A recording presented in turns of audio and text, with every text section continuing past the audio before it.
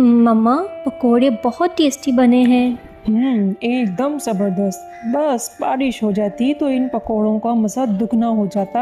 हाँ, तो इसमें क्या देर है, टीवी पर बता रहे थे हफ्ते भर में मानसून का मौसम आ जाएगा। सुनिए, बारिश से पहले छत का काम भी करवाना है। हाँ हाँ, तुम परेशान मत हो, मैंने मिस्त्री से बात कर ली है। वो कल ही छत की मुरम्मत शुरू कर देगा और 2-4 दिनों में काम पूरा भी हो जाएगा। बस खर्चा हो जाएगा इस सब में। हाँ, आप परेशान ना हो, हम थोड़ा हाथ रोक के खर्च करेंगे, फिर सब ठीक हो जाएगा। लेकिन छत की रिपेयरिंग भी तो ज़रूरी है ना, वरना बारिश में इस बार भी छत टपकने लगी तो बड़ी मुसीबत हो जाएगी। सही बोल रही हो। अच्छा, अब चलो मैं चलता हूँ। शाम को मिस्त्री आएगा तो उसे पूरी छत दिखा देना। अच्छा जी, आप परेशान ना हो, मैं दिखा दूंगी। ये एक मिडिल क्लास फैमिली है। यहाँ कमाई ज़रूरत के हिसाब से होती है, लेकिन खुशियाँ भरपूर हैं। किसी को किसी से कोई शिकायत नहीं। 2 कमरों का अपना छोटा सा मकान है और रहने वाले बस 3। भैया, पिछली बार यहाँ से पानी बहुत टपका था, तो यहाँ थोड़ा मसाला ज़्यादा लगा देना, और वहाँ पर भी। अरे मैडम जी, यहाँ वहाँ नहीं, आपकी तो पूरी छत पर मसाला लगेगा। भाई साहब ने जितना बताया था उससे ज्यादा का काम है, आपका खर्चा बढ़ जाएगा। अच्छा, पर वो आप उनसे बात कर लीजिएगा, पर काम तो करवाना ही है, वो भी बारिश शुरू होने से पहले। खर्च बढ़ा, फिर भी किसी तरह मैनेज करके छत की मुरम्मत अच्छे से हो ही गई, और वो भी बिल्कुल ठीक वक्त पर। इधर बारिश भी बिल्कुल ठीक वक्त पर शुरू हो गई। आहा, कितना बढ़िया मौसम है। मीरा, आप बनाओ तुम पनीर के पकोड़े, बिल्कुल वैसे जैसे उस दिन बनाए थे। अब पकोड़े तो बन जाएंगे, पर पनीर के नहीं, सिंपल आलू प्याज के बना देती हूँ। देखें, छत के काम में काफ़ी पैसे खर्च हो गए हैं, तो थोड़ा सोच समझ कर चलेंगे तो हमें ही परेशानी नहीं होगी। हाँ हाँ ठीक है, आलू प्याज के ही बना लो, वो भी तो तुम बढ़िया ही बनाती हो। मीरा हुज़ैफा की बात पर मुस्कुरा दी और पकोड़े बनाने के लिए किचन में चली गई। फिर हुज़ैफा का फ़ोन बजा और हुज़ैफा ने कॉल उठाकर बात की, और फिर वो भागा भागा किचन में जा पहुंचा। सुनो मीरा, पकोड़े थोड़े ज्यादा बना लेना। ज्यादा? लेकिन क्यों, कोई आ रहा है क्या? हाँ, लाली बहन आ रही है जीजा जी के साथ। अच्छा, इस बारिश में? हाँ, बस पहुंचने ही वाले हैं।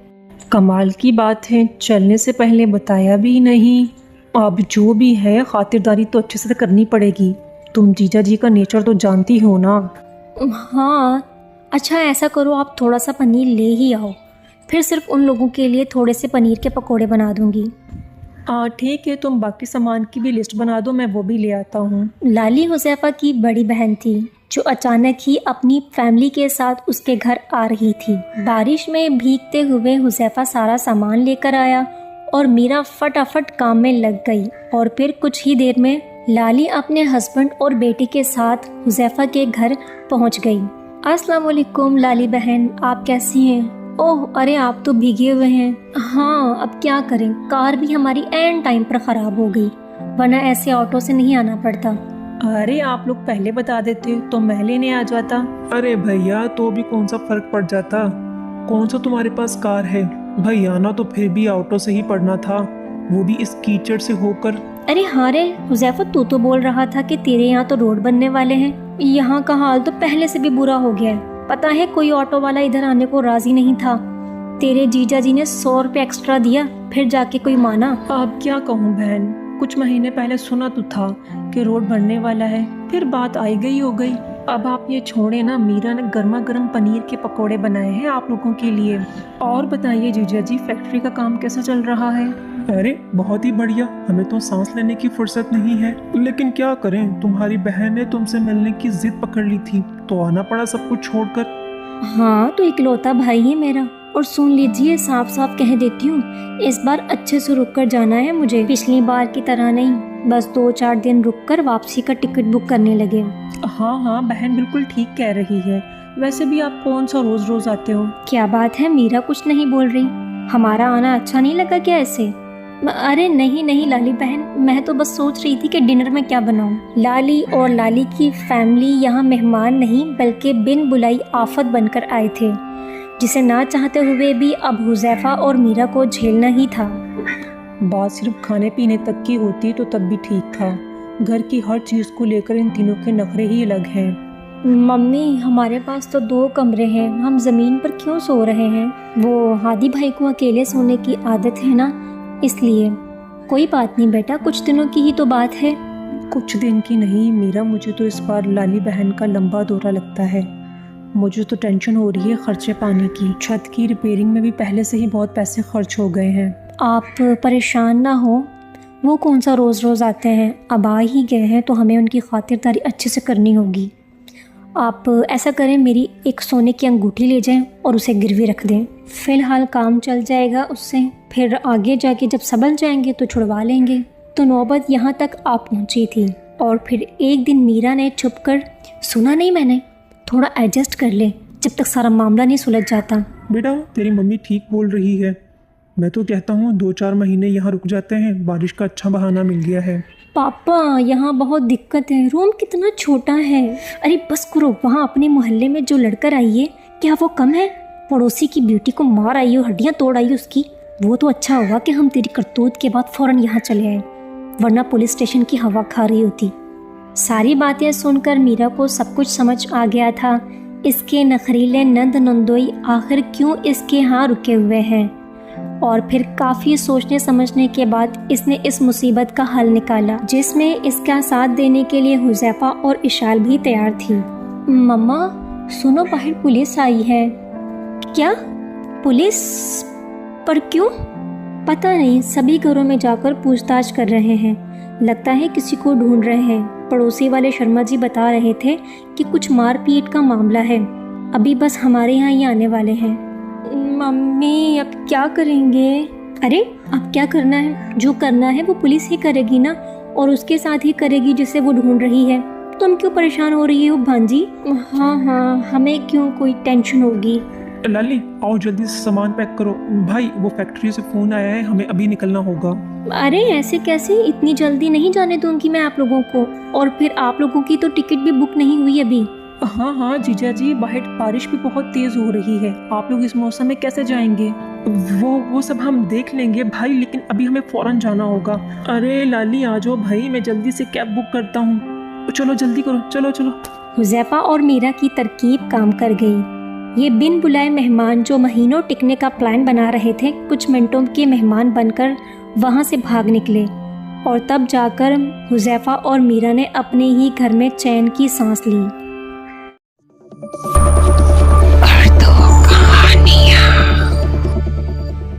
ये एक दूर दराज गांव की बात है, जहां अब्दुर्रहमान नाम का एक गरीब किसान रहता था।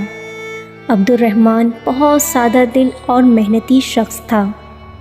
उसके पास एक छोटा सा टूटा फूटा मकान था, जो उसकी सारी ज़िंदगी की मेहनत का नतीजा था। उसकी ज़िंदगी की सारी खुशियाँ उसके 2 बच्चों और बीवी में महदूद थी। अब्दुर्रहमान की ज़िंदगी का सबसे बड़ा ख्वाब ये था कि वो अपने बच्चों को तालीम दिलवा सके, ताकि वो उसकी तरह गुर्बत और मुशक्क़त में ना जिएं। वो दिन रात अपनी ज़मीनों पर काम करता, कभी कभी इतनी मेहनत कि जिस्म जवाब दे जाता, मगर फिर भी वो अपने दिल में उम्मीद रखता कि उसकी ये मेहनत रंग लाएगी। एक दिन अब्दुर्रहमान की ज़िंदगी में एक बड़ी मुसीबत आई। उस साल मौसम ने बेरहम अंदाज इख्तियार किया। गैर मामूली बारिशों और सैलाब की वजह से उसकी सारी फसलें तबाह हो गईं। अब्दुर्रहमान की वो सारी मेहनत जो उसने महीनों की थी, चंद लम्हों में बर्बाद हो गई। उसके दिल में एक गहरा दुख उठा, क्योंकि उसकी ये फसल उसके बच्चों की तालीम का वाहिद ज़रिया थी। अब ना उसके पास खाने को कुछ था और ना ही बच्चों को पढ़ाने के लिए पैसे। वो बेहद परेशान और बेबस हो चुका था।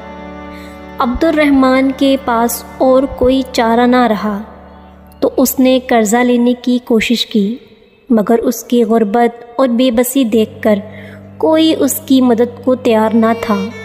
गांव के लोगों ने उससे मुंह मोड़ लिया था। दिन गुजरते गए और अब्दुर्रहमान की ज़िंदगी मज़ीद मुश्किलात का शिकार होती चली गई।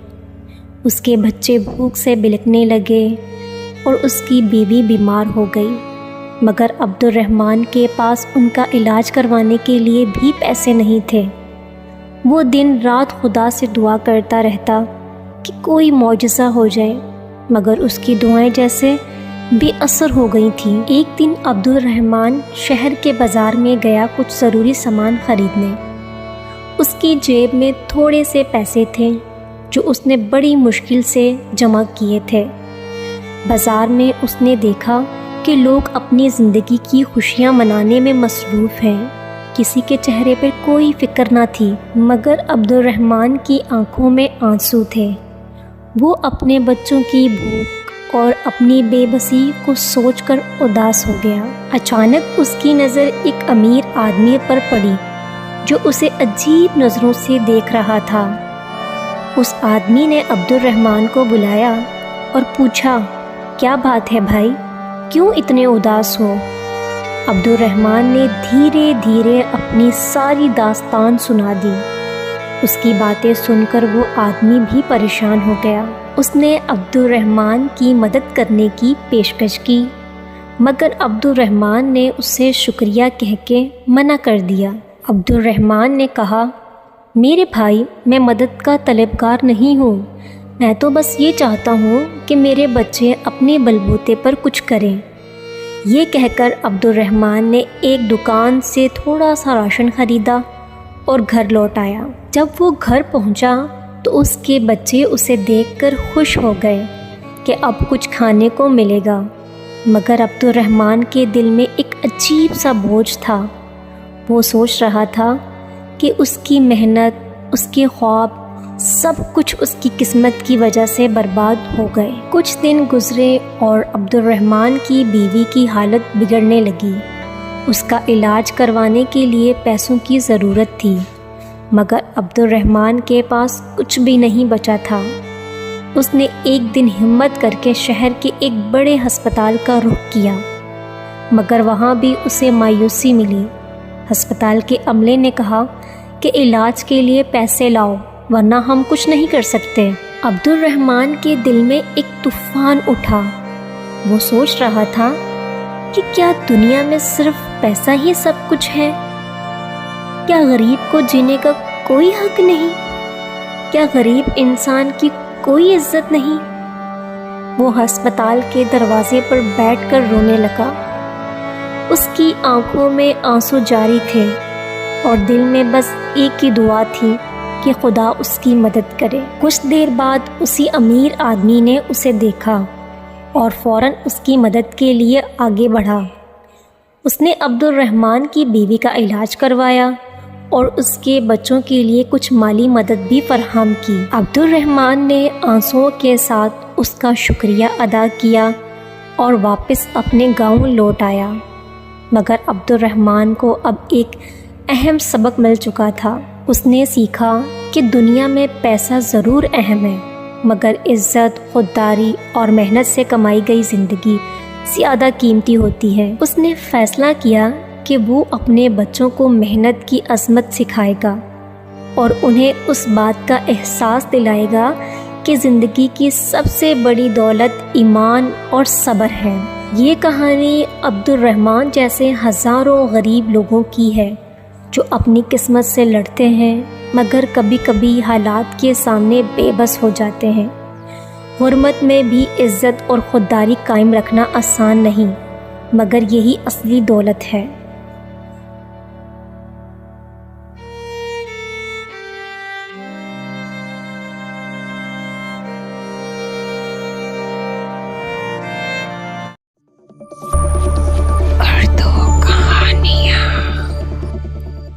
ایک چھوٹے سے شہر میں ایک غریب لڑکی رہتی تھی جس کا نام رابعہ تھا۔ رابعہ کے والد کا انتقال ہو چکا تھا اور اس کی والدہ بیمار تھی۔ رابعہ کو اپنی ماں کا علاج اور گھر کے خرچے کے لیے پیسوں کی ضرورت تھی۔ یہی وجہ تھی کہ اس نے فیصلہ کیا کہ وہ سڑک پر موموز بیچ کر کچھ پیسے کما لے گی۔ ایک دن بارش ہو رہی تھی، گہرے کالے کالے بادل آسمان میں چھائے ہوئے تھے اور موسم کافی سرد تھا، لیکن رابعہ نے ہمت نہ ہاری۔ اس نے ایک چھوٹا سا چولہا لگایا، کچھ موموز تیار کیے اور اپنے ٹھیلے پر رکھ کر گھر سے نکل پڑی۔ सड़क पर चलते चलते राबिया ने देखा कि लोग बारिश की वजह से अपने घरों में ही हैं और कोई बाहर नहीं आ रहा। उसने सोचा कि किसी तरह लोगों की तवज्जो हासिल करनी होगी। उसने अपनी आवाज़ बुलंद की, मोमोस, गरम गरम मोमोस, आज की बारिश में खुशबूदार मोमोस का लुत्फ़ उठाइए, मोमोस ले लीजिए और हमारे मोमोस खा के बारिश में एंजॉय करें। इसकी आवाज़ ने कुछ लोगों की तवज्जो हासिल की। कुछ लड़के और लड़कियां बारिश में भीग कर बाहर आए और राबिया के करीब आकर देखने लगे। आप सबके लिए ख़ास मोमोस तैयार किए हैं, बारिश में खुशबूदार जायका लीजिए और बारिश को एंजॉय करें।